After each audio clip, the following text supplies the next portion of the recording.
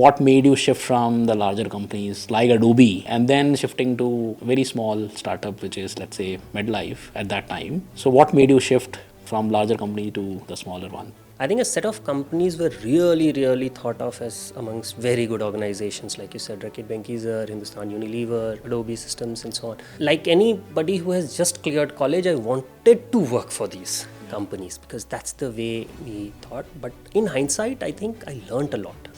I got an opportunity to work in a lot of factories in Reckitt Benckiser. Then in Hindustan Unilever, a lot of the other side of FMCGs, which is sales, marketing, sales and CD function, how the distribution network works.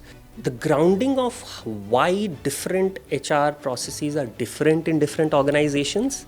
Not at that point, but maybe later, I began to realize why and how this works and why is it different in A place versus B place and so on. Learned a lot. Each one of them has very unique, awesome practices and so on. Then reached a particular stage where, I started to feel that I should try to do something building of my own, right? Some new HR process, try to make a bigger impact. So that was the key trigger at that point, that hey, let's do something which is closer to where the decisions are being made, the corporate office, and at the stage when they are being designed. At that point, a very early stage organization called Myntra was also looking for an HR person, and that's how I joined. That's higher in startups. Yeah, that's much higher in startups.